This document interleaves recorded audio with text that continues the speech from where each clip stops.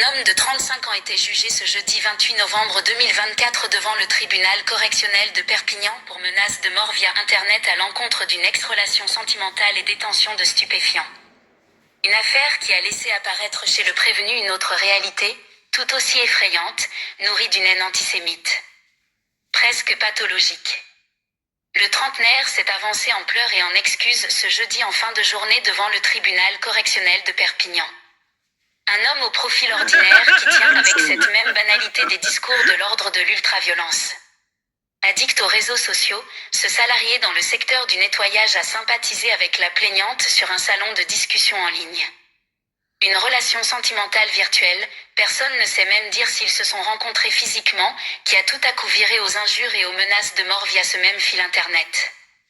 Jonathan est dans son monde, ou plutôt dans une autre réalité, replu devant son ordinateur en permanence, a fumé 20 joints par jour et a déversé son fiel. Je vais égorger toutes les paix, de blanche, j'espère que ta grand-mère, la paix, a brûlé à Auschwitz. Je vais te faire une Samuel Paty. J'étais énervé, justifie le prévenu. Ce sont des paroles en l'air et il en est désolé, soutient son avocate maître Méline Massamba-Manfouka. Les mots tuent, faut-il le rappeler. Mais les messages sont d'une telle férocité que la jeune femme, terrorisée, s'est vue prescrire pas moins de 15 jours d'ITT. Chaque propos tenu était comme un coup de poing qu'elle recevait, détaille l'avocat de la partie civile maître Gérald Brivet-Gallo qui laisse aussi éclater sa colère. Car, l'affaire en cache une autre tout aussi inquiétante. Jonathan A., selon l'expert psychiatre, ne souffre d'aucune maladie mentale mais il est incapable de contrôler son impulsivité.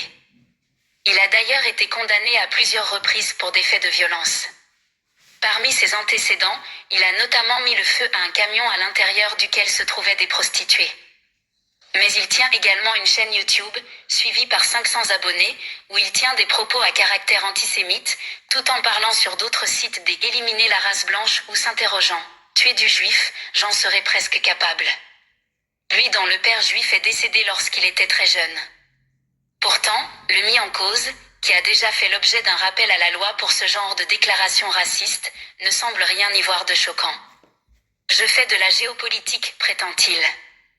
À l'heure où se tient le procès de l'assassinat de Samuel Paty, le professeur d'histoire et géographie décapité par un terroriste tchétchène devant son collège, comment cet homme n'est pas poursuivi pour apologie du terrorisme, dénonce maître Gérald Brivet-Gallo. Les mots tuent, faut-il le rappeler. Surtout véhiculés par Internet. Des esprits faibles ou violents pourraient être encouragés par ces propos. Ce dossier a aussi une dimension pédagogique essentielle. Ta grand-mère la salope, j'espère qu'elle a brûlé à Auschwitz, ta grand-mère la pute. Regardez bien, vous allez avoir des morts sur la conscience. Je vais afficher toute leur famille, toute leur descendance, et même leurs familles qui sont morts dans des chambres à gaz. Fils de pute, je vais vous baiser vos morts, vous allez voir. Ta grand-mère peut le fusiller. Tu t'es perdu sur ton chemin, mon sioniste. Hein?